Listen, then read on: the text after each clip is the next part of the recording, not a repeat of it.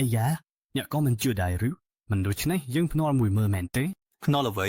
ភ្នាល់លើប្រាក់3000ខ្វិនថាខ្ញុំអាចសាងសង់សាលាដំណាក់កាលលុយយ៉ាងបានទេហេមនេះមានអ្វីមិនអាចទៅរួចខ្ញុំសូមដាក់ភ្នាល់1000ខ្វិនដើម្បីភ្នាល់ថាអ្នកមិនអាចសាងសង់សាលាដំណាក់កាលនៅលូយ៉ាងបានទេយ៉ាមាននរណាចង់បន្ថែមទៀតទេបងធំមានចិត្តសប្បាយបែបនេះប្អូនក៏ចូលរួមសប្បាយផងដែរភ្នាល់ប្រាក់5000ខ្វិនខ្ញុំភ្នាល់ថាអ្នកមិនអាចសាងសង់សាលាដំណាក់កាលនៅលូយ៉ាងបានទេ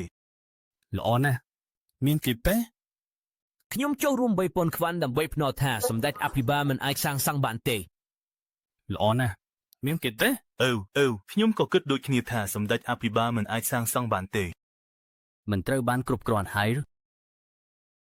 អូល្អណាស់ត្រូវប្រឹងប្រែងគ្រប់វិធីទើបអាចរកបានប្រាក់3លានខ្វិនសម្រាប់សាងសង់សាលាដំណាក់កាលឲ្យខ្លួនឯងប៉ុន្តែពួកបម្រើទាំងនេះវិញយកប្រាក់1000ខ្វិនមកភ្នាល់លេងស្រួលហឹមខ្ញុំចង់ចាំពួកអ្នកទាំងអស់គ្នាហើយល្អ3ថ្ងៃទៀតខ្ញុំនឹងឲ្យអ្នកម្នាក់មើលឃើញថាប្រាក់3000ខ្វិននេះតើវាអាចសាងសង់សាលាដំណាក់កាលនៅលូយ៉ាងបានយ៉ាងដូចម្តេចអ្នកប្រកាសថាបងធំអ្នកទទួលភារកិច្ចស្ថាបនាលូយ៉ាងសាលាឡើងវិញហើយយកប្រាក់3000ខ្វិនពីសារពើផុនប៉ុណ្ណោះប្រកាសជីច្បាស់មនុស្សអត់ប្រយោជន៍នោះហេតុអ្វីទៅទទួលយកភារកិច្ចធ្ងន់ធ្ងរដូចនេះឬមានអ្វីមួយដែលខ្ញុំមើលមិនឃើញខ្ញុំក៏មិនដឹងថាគាត់គិតយ៉ាងម៉េចដែរការសាងសង់សាលាដំណាក់កាលត្រូវការប្រាក់នេះជារឿងដែលមិនអាចជៀសវាងបានទេម៉ែម្ចាស់ឥឡូវនេះជាឱកាសល្អណាស់បញ្ជាឲ្យមនុស្សទាំងអស់មិនអាចជួយថវិកាឲ្យព្រះអង្គម្ចាស់ទេ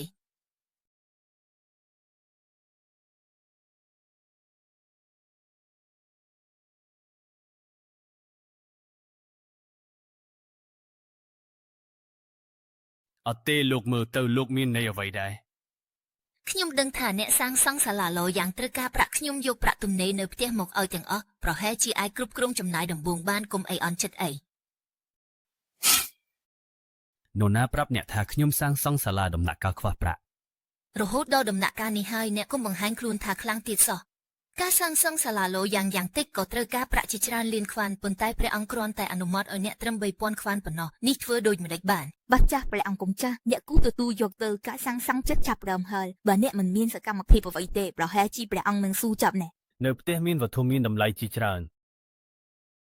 មិសអូយវាត្រូវបានវិតម្លៃ2000លាំងល្អណាស់អ្នកបងទី2វិតម្លៃ3000លាំងធុកនរណាឲ្យអ្នកទាំងអស់គ្នាចូលមកនេះ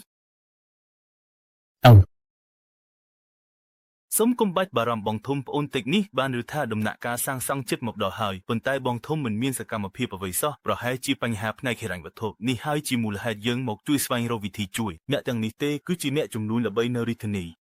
គិតថានៅក្នុងផ្ទះបងធំមានវត្ថុមានតម្លៃមួយចំនួនទៀតដូច្នេះបានអញ្ជើញពួកគេមកនេះជាពិសេសដើម្បីជួយវិតម្លៃឲ្យបងចុះចិត្តអ្វីក៏យកទៅបានស្រួលកុំស្ទាក់ស្ទើរឡើយរកបញ្ជីឈប់អ្នកទាំងអស់គ្នាដឹងទេថាបើចូលមកក្នុងវាំងក្សត្ររបស់ខ្ញុំដោយមិនអនុញ្ញាតនឹងមានផលវិបាកអ្វីបងធំឥឡូវបងជាព្រះអង្គមហាក្សត្រប៉ុន្តែបើបងសាងសង់ព្រះបរមរាជវាំងលូយ៉ាងមិនរួចទីតាំងមហាក្សត្ររបស់បងក៏មិនប្រកាសថានឹងរក្សាទុកបានទេបងប្រើវិធីបែបនេះចំពោះអ្នកដែលជួយបងសូមព្រះអង្គមហាក្សត្រអត់ខ្មាស់ខ្ញុំជាអ្នកជួញដូរអត់នឹងថ្មធំបំផុតនៅរាជធានីនេះសម្រាប់ព្រះបរមរាជវាំងលូយ៉ាងរបស់ព្រះអង្គតែថ្លៃឥតនឹងថ្មប៉ុណ្ណោះក៏លើស3000ខ្វិនទៅហើយពុកជាកំពុងស្វែងរកវិធីជួយព្រះអង្គដែរមែនហើយពួកយើងកំពុងស្វែងរកវិធីជួយព្រះអង្គមហាក្សត្រដែរឥឡូវនេះអាជីវកម្មតាក់ទងនឹងសំណងទាំងអស់សុទ្ធសិនតែស្ថិតនៅទីនេះប្រសិនបើព្រះអង្គចង់សង់វាំងតើអាចខ្វះពួកយើងបានដែរឬបងធំបងក៏បានលះហើយឬទេឥឡូវនេះគឺបងជាអ្នកត្រូវការពួកគេមិនមែនពួកគេត្រូវការបងទេសោកស្ដាយណាស់សោកស្ដាយដើមកំណើតគិតថានឹងផ្ដល់អាក្រក់មួយឲ្យពួកអ្នកតែគ្មានគិតថាពួកអ្នកវិញជាអ្នកបំផ្លាញវាដោយដៃរបស់ខ្លួនឯងខ្ញុំឈ្មោះតូចហួងច័ន្ទសាលាសូមគោរពជួបព្រះអង្គត្រកូលគាត់ធួងឥឡូវឯផ្ទះអ្នកនៅរាជធានីក៏មិនសូវមានឈ្មោះសោះតែត្រូវការចូលរួមចំណែកទេគាត់គ្រាន់តែជាអ្នកជំនួយថ្នាក់ទី2ព្រះអង្គមិនមែនចង់ប្រាក់ផ្ទះគាត់ទេមែនទេមិនខុសទេមុននេះគាត់ពិតជាអ្នកជំនួយថ្នាក់ទី2ប៉ុន្តែចាប់ពីពេលនេះទៅគាត់គឺជាអ្នកលេខ1ផ្នែកឥតហើយ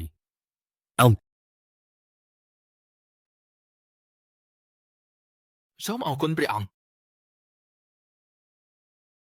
សូមអរគុណព្រះអង្គខ្ញុំសន្យាថានឹងមិនឲ្យពាក្យ4នេះត្រូវបានអាម៉ាស់ឡើយព្រះអង្គសូមទោសខ្ញុំមិនដឹងថាពេលក្រោយយើងអាចបញ្ចូលពាក្យ4នោះលើអផ្ទះយើងផងបានទេ បានហើយ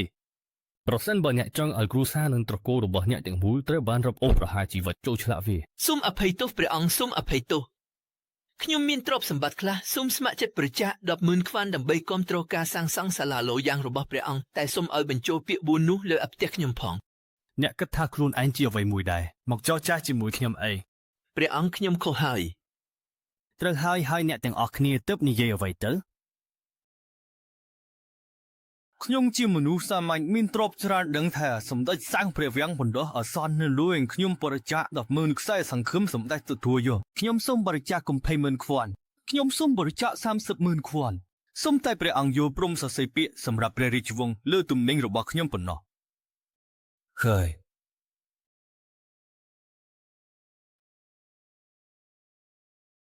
ប្អូនទី2មើលខ្លួនបងមួយទៅបងនិយាយឲ្យមកក៏មកមែនទេហើយមកនាំអំណោយច្រើនបែបនេះមកទៀតស្រមុក ខ្ញុំមាន យឺតបន្តិចយឺតមកម្នាក់មួយឲ្យយឺតត្រូវតែយឺតណាម្នាក់មួយមិនបាច់ប្រញាប់ទេឲ្យម្នាក់មួយមកណា ប្រហែលមុននេះខ្ញុំបានយល់ច្រឡំគាត់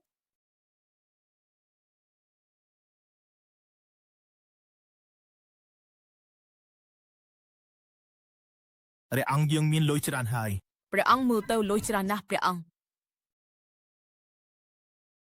មើលសកម្មភាពបន្តិចបន្តួចរបស់អ្នកទៅអាយ៉ាយើងចេញទៅដើរលេងតាមផ្លូវវិញ អត់មែនទេយកខ្ញុំទៅផង ច្បាស់ជាមែន ទៅ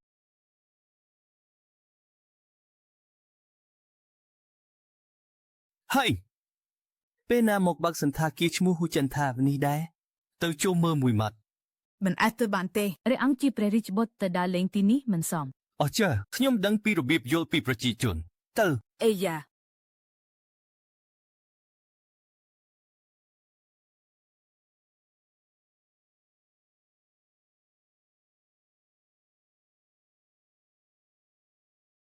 ចូលមកសូមអញ្ជើញអង្គុយសូមអង្គុយ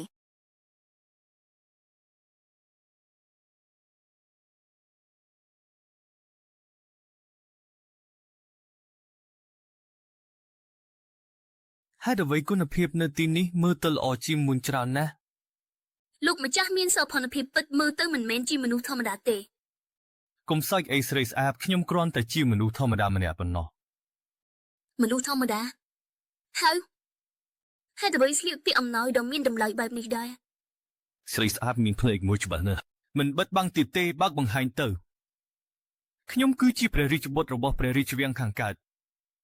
ហឹមព្រះរាជបុត្រពូឆ្កែស្រីនេះរងចាំព្រះអង្គមកដល់ថ្ងៃនេះហើយ ព្រះអង្គប្រុងប្រយ័ត្ន ព្រះរាជបុត្រពូឆ្កែស្រីនេះថ្ងៃនេះមិនអាចសម្លាប់ព្រះអង្គទេប្អូនប្រុសប្អូនស្រីសងកំហឹងជំនួសខ្ញុំ ស្រីស្អាតយើងមិនមានគំនុំគ្នាឡើយហេតុអ្វីត្រូវចង់សម្លាប់ខ្ញុំ នរណាថាមិនមានគំនុំគ្នាជាមួយអ្នកគំនុំឈាមជ្រៅជាងសមុទ្រខ្ញុំស្លាប់មិនអីទេតែអាណិតប្អូនប្រុសប្អូនស្រីខ្ញុំសង្ឃឹមត្បងស្រីនឹងជួយថែរក្សាពួកគេឲ្យបានល្អ ស្រីស្អាតតើយើងមានការយល់ច្រឡំអ្វីមួយទេប្អូនប្រុសប្អូនស្រីអ្នកគ្មានអាហារញ៉ាំតើវាខុសអីជាមួយការចង់សម្លាប់ខ្ញុំបោះបង់នាងចោល តែ បោះបង់នាងចោល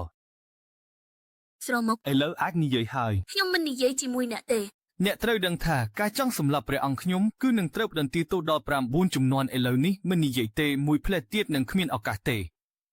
ហេតុអ្វីរោងចក្ររបស់អ្នកទទួលតែបុរសមិនទទួលស្ត្រី ព្រោះការងារទាំងនោះត្រូវការបុរសធ្វើ តើអ្នកធ្លាប់គិតទេថាគ្រួសារដែលគ្មានបុរសនឹងរស់នៅយ៉ាងដូចម្តេច កម្មករស្ត្រី អ្នកនៅដឹងថាមានកម្មករស្ត្រីប្រជាជនរងគ្រោះគ្មានអ្វីប្រមូលបាននឹងមានកម្មករស្ត្រីមកពីណា ទេ រោងចក្ររបស់អ្នកទទួលតែបុរសមិនទទួលស្ត្រីយើងស្ត្រីគ្មានការងារធ្វើមិនអាចធ្វើជាកម្មករស្ត្រីបានទេត្រូវមកទីនេះដើម្បីរកជីវិត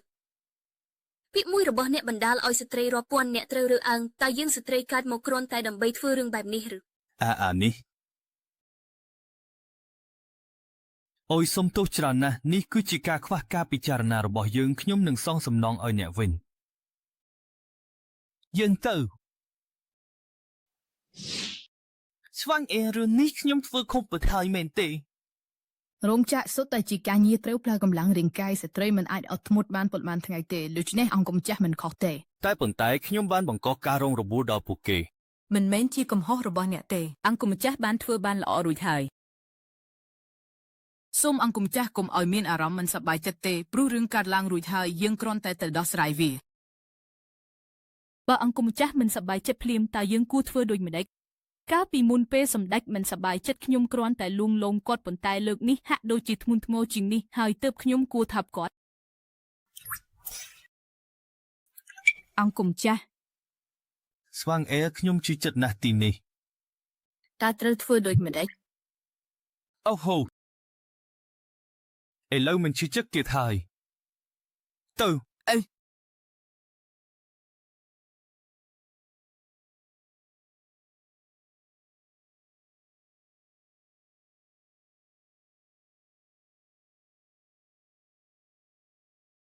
ព្រះអង្គមិនសប្បាយចិត្តទេ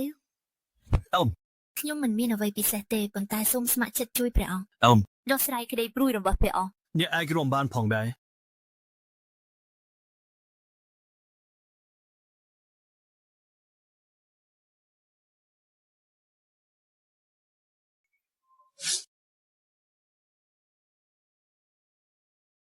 យ៉ាងដូចម្តេច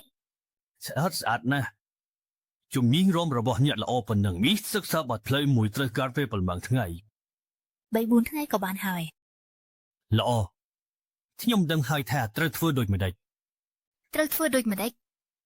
សំណប់ចិត្តអ្នកពិតជាជោគជ័យរបស់ខ្ញុំមែនទែនយប់នេះខ្ញុំបាទនឹងផ្ដល់រង្វាន់ឲ្យអ្នកឲ្យបានល្អ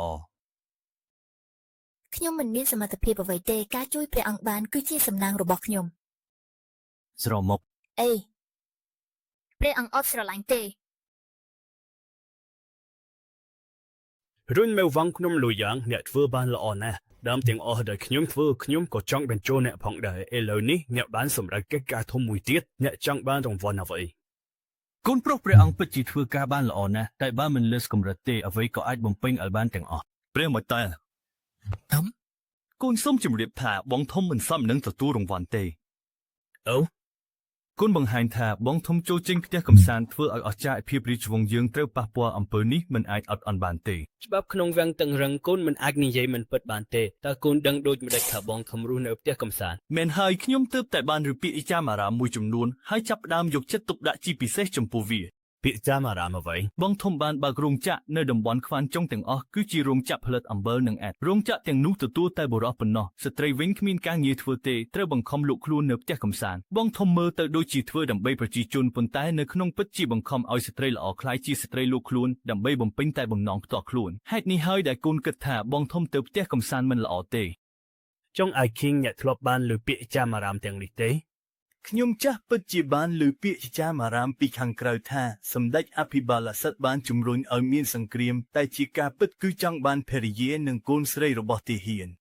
ប្រទេសដាក្សាបានជួបគ្រោះមហន្តរាយទាហាននៅក្រៅផ្ទះស្ត្រីកូនស្រីរបស់ពួកគេក៏មិនអាចរកអាហារបរិភោគបានគ្រប់គ្រាន់ទើបត្រូវលក់ខ្លួនចូលផ្ទះកំសាន្តដូច្នេះសម្ដេចអភិបាលសិទ្ធអាចរីករាយបានតាមចិត្ត សម្ដេចអភិបាលសិទ្ធស្រឡាញ់ស្រីគ្រប់គ្នាក៏ដឹងច្បាស់ហើយដឹងហើយថាមូលហេតុដែលរយៈពេលនេះគាត់ស្ងៀមស្ងាត់បែបនេះគ្រាន់តែដើម្បីដាក់ផែនការធំមួយប៉ុណ្ណោះអាកប្បកិរិយាបែបនេះមិនសមជាសម្ដេចអភិបាលសិទ្ធឡើយហឹមសូមព្រះអង្គចាប់សម្ដេចអភិបាលសិទ្ធចូលពន្ធនាគារសួរពីបទល្មើសដាក់ទោសធំគាត់ប្រកាសជាបង្ហាញអំពើអាក្រក់របស់គាត់ចេញមក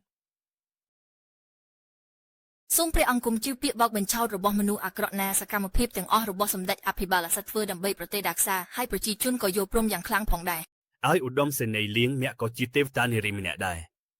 តើមែនទេថាយោធាចាស់របស់ដាក្សារបស់យើងដែលបានចេញទៅសង្គ្រាមដើម្បីជាតិដោះស្រាយជីវិតក្នុងសង្គ្រាមត្រឡប់មកផ្ទះវិញគ្រាន់តែសំស្របយកនារីដែលត្រូវគេបោះបង់ឬ សម្ដេចអភិបាលសិទ្ធមើលទៅដូចជាធ្វើដើម្បីជាតិនិងប្រជាជនប៉ុន្តែនៅក្នុងពិតជាបង្កគ្រោះថ្នាក់ដល់ប្រទេសនិងប្រជាជនសូមព្រះអង្គជួយយុត្តិធម៌ដល់នារីដែលត្រូវបានប៉ះពាល់កិត្តិយសនៅដាក្សារបស់យើងផងអានអ្នកនឹងពន្យល់យ៉ាងដូចម្តេច ពាក្យចាមអារាមទាំងនេះខ្ញុំក៏បានឬដែរដូច្នេះម្សិលមិញខ្ញុំទើបទៅផ្ទះកំសាន្តពេលខ្ញុំឬពាក្យចាមអារាមទាំងនេះដំបូងគេខ្ញុំគិតតែពីរបៀបដោះស្រាយបញ្ហាមិនមែនដូចដែលអ្នកទាំងអស់និយាយថាលក់ជាតិដូច្នោះទេបងធំសូមប្រុងប្រយ័ត្នពាក្យអ្វីហៅថាបំភាន់ អ្វីដែលយើងធ្វើនេះហៅថាបង្ហាញការពិតបើមិនអាចដោះស្រាយបញ្ហាពលរដ្ឋរងគ្រោះបានទេបញ្ហាផ្សេងនៅក្រោយនេះក៏នឹងកើតឡើងបន្តទៀតការសាងសង់សិប្បកម្មអ្នកប្រាប់ខ្ញុំមើលថាអ្នកទទួលផលច្រើនឬអ្នករងគ្រោះច្រើនពេលជួបបញ្ហាត្រូវតែស្វែងរកវិធីដោះស្រាយមិនមែនជួបបញ្ហាហើយបោះបង់ទំនួលខុសត្រូវទេនោះមានន័យថាឯកឧត្តមមានវិធីដោះស្រាយរួចហើយឬច្បាស់ជាមានដោះស្រាយយ៉ាងដូចម្តេច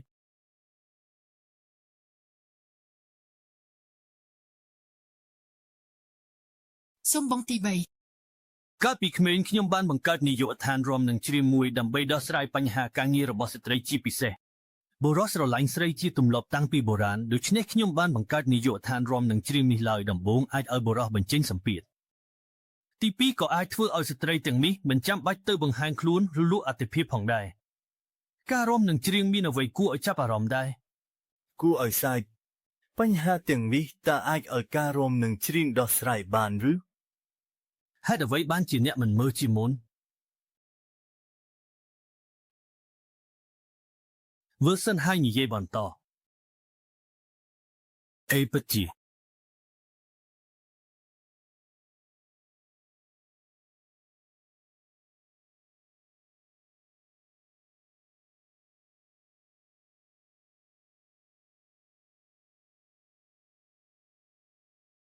គួរឲ្យចាប់អារម្មណ៍ណាស់ហាហាការរំនេះគួរឲ្យភ័យណាស់ស្លៀកពាក់បែបនេះមិនសមរម្យទេ យ៉ាងណាក៏ល្អជាងទៅលូកខ្លួននៅសាលាអសូរិយា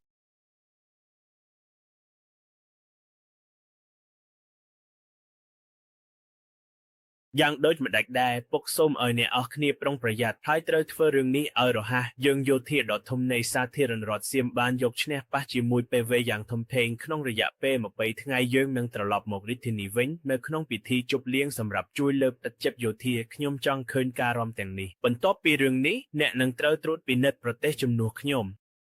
អរគុណពុកបងធំបាននិយាយហើយតើខ្ញុំមិនមានឱកាសទៀតហើយឬស៊ីនហេភៀនហឺអ្នកហេតុអ្វីបានជាអ្នកតិចខ្ញុំព្រះអង្គទី2ខ្ញុំមិនបានតិចព្រះអង្គទេតែហេតុអ្វីបានជាព្រះអង្គដើរយ៉ាងធ្ងន់ធ្ងរឥឡូវនេះខ្ញុំគឺជាមនុស្សរបស់ព្រះអង្គគុំហាព្រះរាជបុត្រហើយ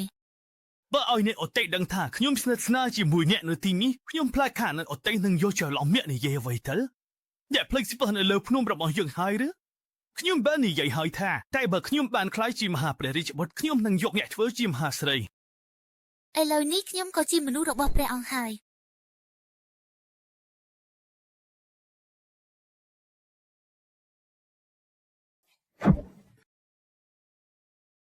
អ្នកណាឲ្យកម្លាំងអ្នកហ៊ានបំពេញលើស្ត្រីរបស់ខ្ញុំនាងគឺជារបស់ខ្ញុំជារបស់ខ្ញុំយើងពីរអ្នកថំមកជាមួយគ្នាឥឡូវនេះនាងគឺជាមនុស្សរបស់មហាព្រះរាជបុត្រហើយជីវិតនេះមិនបែកចេញពីគ្នាទេទៅ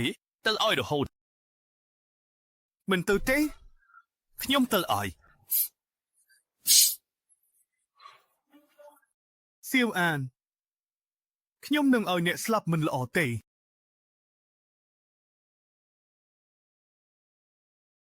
ព្រះអង្គមិនខឹងទេមានអ្វីឲ្យខឹងដែរពួកគេស្រឡាញ់ខ្ញុំទាំងនេះបង្ហាញថាខ្ញុំមានភ្នែកល្អខ្ញុំមុននេះធ្លាប់ស្រឡាញ់ព្រះរាជបុត្រាពេលនោះការដាក់ពលក៏ជាការបញ្ជារបស់គាត់ផងដែរគាត់បាននិយាយថាបន្ទាប់ពីដាក់ពលរួចហើយនឹងនាំខ្ញុំចេញពីវាំង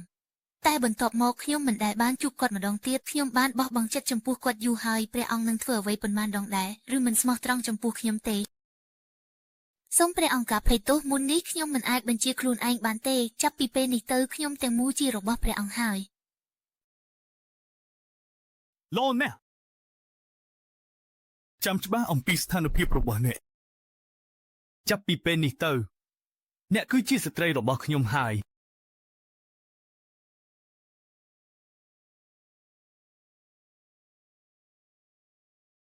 ហើយស្រីទាំងអស់គ្នាឆ្កែនេះមិនខ្លាចស្លាប់ទេនៅតែហ៊ានមកសួនចិនផងហេព្រះអង្គលើកនេះមកដើម្បីដោះស្រាយបញ្ហាលើកមុននោះស្ត្រីគឺជាឧបករណ៍កំសាន្តរបស់បុរសបញ្ហាធំបុរាណនោះតដោះស្រាយយ៉ាងដូចម្តេចដែរឲ្យខ្ញុំបាននឹកថាសួនចិនរបស់អ្នកល្បីដោយការរបាំនិងចម្រៀងមនុស្សគ្រប់គ្នាអាចរបាំបានមួយចំនួនតើពិតមែនទេនេះជាអ្វីដែលយើងល្បីឲ្យត្រូវឲ្យប្រមូលគ្នាឡើង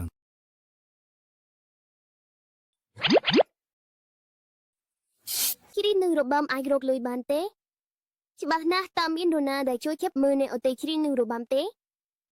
ត្រូវហើយមនុស្សមកទីនេះគ្រាន់តែស្វែងរកភាពសប្បាយអានោះព្រោះរបាំរបស់អ្នកមិនត្រឹមត្រូវទេឲ្យសូមបង្រៀនពួកគេ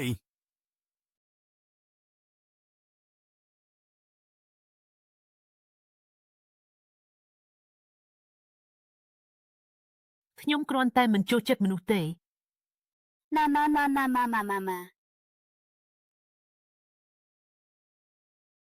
ណាឡាមកចូលរួមជាមួយគ្នា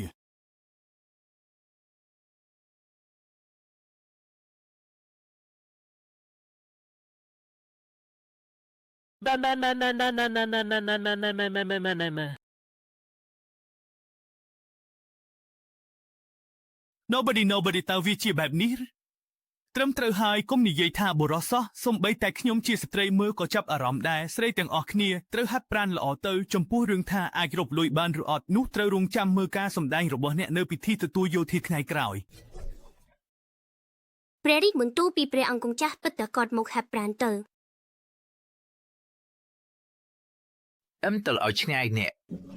ប៉ារបស់ខ្ញុំចំណាយលុយលើអ្នកប៉ុន្មានហើយសំបីតែយប់មួយក៏មិនឲ្យសោះមែនទេ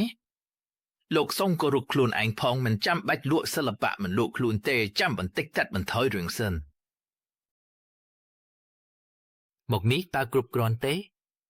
ជឿតែថាឥឡូវនេះខ្ញុំនឹងយកអ្នកឲ្យខ្ញុំ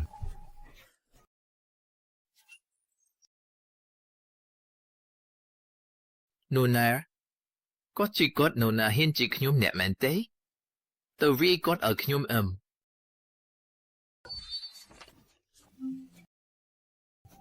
ក្មេងស្រីនេះក៏ស្អាតមែនដែរខ្ញុំនឹងចំណាយ2ដងច្រើនជាងគាត់ឲ្យអ្នកធ្វើរឿងនោះហាពុកមាត់អូយអ្នកដឹងទេថាអ្នកកំពុងជួបរឿងធំហើយអ្នកដឹងទេអូអ្នកដឹងទេថាឪពុកខ្ញុំជានរណាអ្នកណាឪពុកខ្ញុំលីអ៊ឺហឺឪពុករបស់ខ្ញុំគឺ liar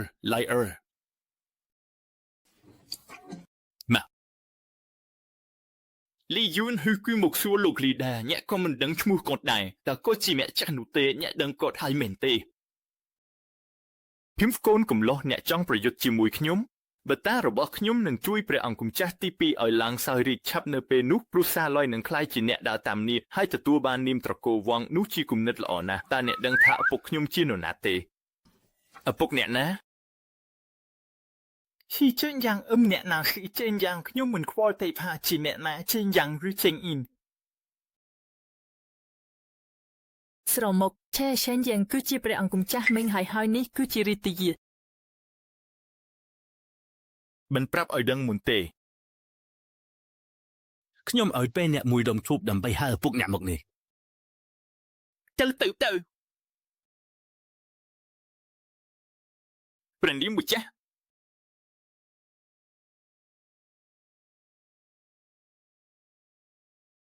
ស្រមុកអ្នកស្រីព្រះអង្គស៊ុំគុំយកចិត្តទុកដាក់ជាមួយគាត់ទេអ្នកឲ្យចាត់គាត់ដូចជាខ្យល់ហូតទៅអុយលោកលីមិនមែនខ្ញុំមិនចង់លេងឲ្យទេតែបុត្ររបស់លោកបានសម្ដែងពាក្យបំពេញដល់ឪពុកម្ដាយខ្ញុំលោកក៏ដឹងថាព្រះបតាខ្ញុំតែងតែយកចិត្តទុកដាក់លើគេឈ្មោះណាជាកូនប្រុសខ្ញុំមិនអាចមិនយកចិត្តទុកដាក់បានទេហាអញ្ចឹងអ្នកចង់បានលក្ខខណ្ឌអ្វីតើត្រូវផាកពិន័យគាត់យ៉ាងដូចម្ដេចប៉ា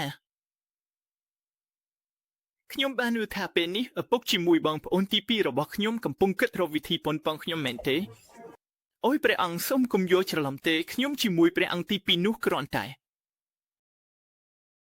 កាញីរដ្ឋាភិបាលសាបគឺកាញីរប៉ុណ្ណោះតើគាត់ដឹងដូចនេះថាខ្ញុំជាមួយព្រះអង្គទី2នឹងត្រូវប្រឡង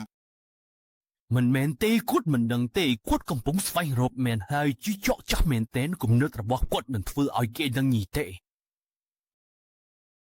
លោកលីបានស្នើឲ្យខ្ញុំដោះស្រាយបញ្ហាកូនប្រុសរបស់អ្នកក៏បានតែអ្នកមានលក្ខខណ្ឌអ្វីមួយទេលោកម្ចាស់លីពិតជាឆ្លាតណាស់ខ្ញុំចង់ឲ្យអ្នកសង្យាជាមួយខ្ញុំថាអ្នកនឹងនៅទីនោះសម្រាប់ខ្ញុំនៅពេលដែលខ្ញុំត្រូវការអ្នកជួយខ្ញុំមួយដងអូយកព្រមហេនេះហើយត្រូវហើយវីកូនស្រីរួចទៅវិញទៅខ្ញុំមិនអាចទុកឲ្យអ្នករួចផុតបានទេតែហេតុអ្វីត្រូវធ្វើបែបនេះរបាំនេះមើលបានស្អាតទេ កូនស្រីរបាំស្អាតទេស្អាតណាស់សូមអញ្ជើញព្រះអង្គម្ចាស់នេះជាអត្ថប្រយោជន៍ដែលព្រះអង្គតៃភីងបានយកមកឲ្យយើង ខ្ញុំសូមជូនពរព្រះអង្គអាយុយឺនយូរអាយុយឺនយូរអាយុយឺនយូរល្អ មនុស្សទាំងអស់គ្នាឯនៅតែឈរមើលឡើងមករួមគ្នាសិន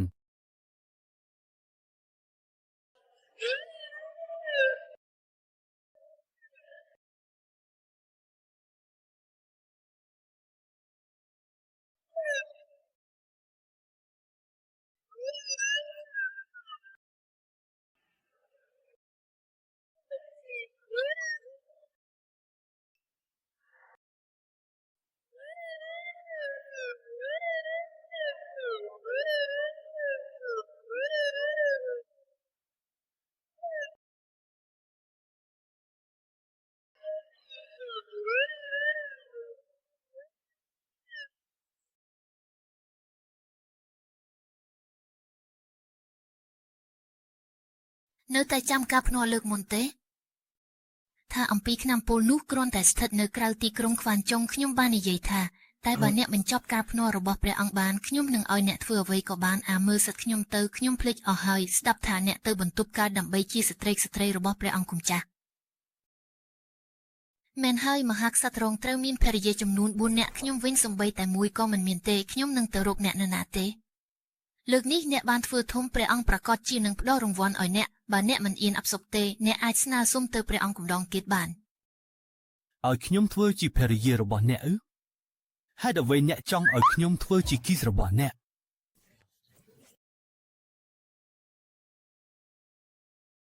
អី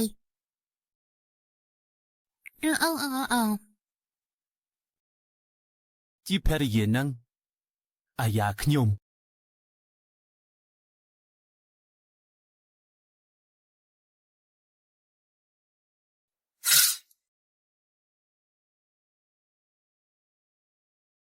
អានអ្នកពិតជាព្រះអង្គកษัត្រិย์ល្អប្រជាជនកណ្ដាលប្រទេសបានដាក់លិខិតស្នើសុំជាច្រើនអ្នកប្រាប់ថាអ្នកជាព្រះអង្គកษัត្រិย์ដ៏មានគុណធម៌មានន័យអ្វីឪពុកសូមកុំក្រហាយព្រះអង្គកូនមិនទាន់បង្កើតប្រទេសសោះក៏ឲ្យប្រជាជនមកបំពេញលើខ្ញុំដោយនិយាយថាអ្នកជាព្រះអង្គកษัត្រិย์ដែលមានគុណធម៌នេះមានន័យអ្វីតើគូតែចូលនិវត្តន៍ដើម្បីផ្ដល់ឲ្យអ្នកដឹកនាំដ៏មានគុណធម៌ដូចអ្នកឲ្យបានសមស្របមែនទេឪពុកព្រះអង្គកូននិងប្រជាជនមិនមានន័យបែបនោះទេតើមានន័យអ្វីដែរអ្នកណា ចេញចូលត្រូវបានហាមឃាត់មិនមានរឿងអ្វីកុំចេញពីផ្ទះ មែនហើយខ្ញុំក៏មិនជឿថាអធិពលរបស់គាត់មិនខ្លាំងទេហេតុអ្វីគេនិយាយថាខ្ញុំជាសត្វឆ្កែប្រៃដែលមិនអាចចិញ្ចឹមឲ្យស្គាល់គុណបានតើមានមូលហេតុអ្វីខ្លះដែលខ្ញុំមិនដឹងទេ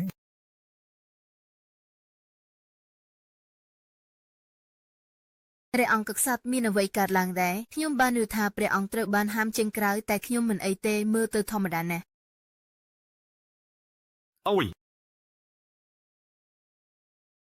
អេចាំបន្តិចសួរម្ដងទៅស្ថានភាពស្វាងថៃជីច្បាប់6មានអ្វីកើតឡើង3ខែដល់ហើយព្រះបាទមិនអាចទុកចិត្តបានមានតែអំណាចខ្លួនឯងប៉ុណ្ណោះដែលអាចធ្វើឲ្យខ្លួនឯងសុវត្ថិភាពខាងនោះរៀបចំរួចហើយជាងជូជៀនយកកាំភ្លើងដាក់ក្រឡុកមកផងទៅមើលមួយ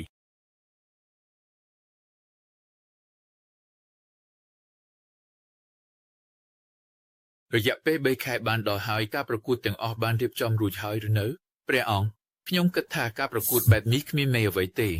អ្នកបានចាញ់រួចហើយជាមួយក្រុមមនុស្សអប្រយោជន៍នោះយើងត្រូវការអ្នកត្រឹមតែ3នាក់ប៉ុណ្ណោះក៏អាចធ្វើឲ្យពួកគេមិនអាចប្រឆាំងវិញបានទេពាក្យថាមែន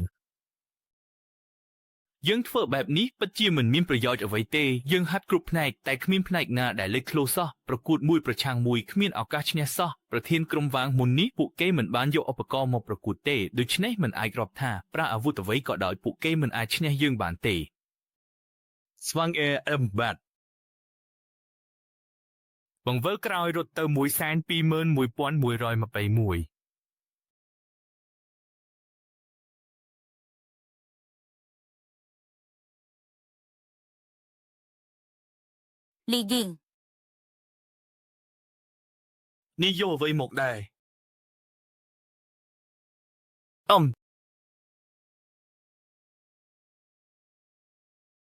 អាយ៉ាអេឯកឧត្តម នេះហើយនឹងជាកំភ្លើងធំសុំទុតមែនទេមិនខុសទេឥឡូវនេះអ្នកនៅតែគិតថាវាអាចឈ្នះទេ អញ្ចឹងនៅតែប៉ះទៀតទៅអីខ្ញុំបានឮថាកងទ័ពប៉ុន្មាន20,000នាក់របស់ពេយវេក៏ត្រូវបានវាបំផ្លាញអស់ដោយសារតែឯកឧត្តមមានកាំភ្លើងនិងកាំភ្លើងធំយើងគ្រាន់តែជាមនុស្សធម្មតាមិនអាចទៅប្រឆាំងជាមួយវាដោយផ្ទាល់បានទេឯកឧត្តមបើប្រាប់ខ្ញុំមុននេះខ្ញុំក៏មិនត្រូវលំបាកប៉ុណ្ណឹងទេតែអញ្ចឹងអ្នកស្វ័យប្រវត្តិទទួលស្គាល់ថាចាញ់ហើយបើឯកឧត្តមប្រាប់មុនថាអ្នកហ្វឹកហាត់យើងដើម្បីឲ្យយើងត្រៀមប្រើកាំភ្លើងខ្ញុំក៏នឹងហ្វឹកហាត់ជាមួយឯកឧត្តមដែរឥឡូវនេះក៏មិនយឺតទេក្រុមកាំភ្លើងត្រូវបានបង្កើតរួចហើយយ៉ាងហោចណាស់ក៏អាចចាប់ពារខ្លួនឯងបាន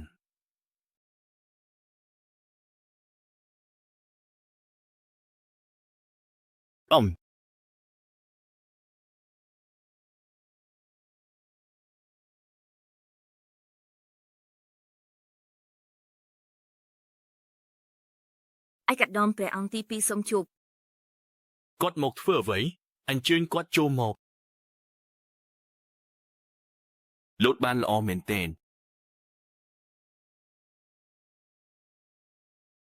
បងធំមានចិត្តសប្បាយណាស់ទោះត្រូវព្រះវត្តអាគមឲ្យស្នាក់នៅផ្ទះក៏នៅតែសប្បាយរីករាយបែបនេះចុះក្រុមមុខខ្ញុំជាព្រះអង្គម្ចាស់តើអ្នកទាំងអស់គ្នាសុខសប្បាយទេបងធំប្រហែលមិនទាន់ដឹងទេសប្តាហ៍ថ្ងៃនេះឪពុករបស់ខ្ញុំបានប្រគល់ឲ្យខ្ញុំគ្រប់គ្រងក្រសួងចំណូលនិងក្រសួងបុគ្គលិកនិងអំណាចក្នុងការគ្រប់គ្រងប្រទេសប៉ុន្តែខ្ញុំមិនមានងារជារាជទាយាទេខ្ញុំមានពួកគេទាំងអស់ហើយបន្ទាប់មកវិញយ៉ាងដូចម្ដេចខ្ញុំប្រាប់បងឲ្យដឹងថាសូវែងខ្ញុំមិនបោះបង់តំណែងព្រះអង្គទី1ទេរឿងទាំងអស់របស់បងគ្រាន់តែជាផ្សែងពុកបាត់បង់ប៉ុណ្ណោះដឹងទេឬបងធំនៅតែសង្ឃឹមថាព្រះបតានឹងដោះសោឲ្យបងចេញពីព្រះរាជវាំងខាងកើតតែបងធំប្រហែលមិនទាន់ដឹងទេបណ្ដាយដែលមានឈាមស្រឡាញ់របស់អ្នកត្រូវបានព្រះបតារបស់អ្នកសម្លាប់ដោយដៃផ្ទាល់អ្នកនិយាយអ្វីខ្ញុំប្រាប់ថាព្រះអង្គបានសម្លាប់ម្ដាយដែលស្មោះត្រង់របស់អ្នកគិតថាព្រះអង្គនឹងអនុញ្ញាតឲ្យមនុស្សដែលមានគំហើញចំពោះព្រះអង្គម្នាក់មកស្នងរាជដ៏ធំរបស់ព្រះអង្គគឺអ្នកគ្រាន់តែស្ងៀមស្ងាត់នៅក្នុងព្រះរាជវាំងខាងកើតរបស់អ្នកទៅដូច្នេះមូលហេតុថាពីនេះខ្ញុំមិនអាចអង្គុយរងគ្រោះបន្តទេខ្ញុំត្រូវដឹងការពិតអំពីរឿងហើយកាន់អំណាចឲ្យមកមូនក្នុងដៃខ្លួនឯង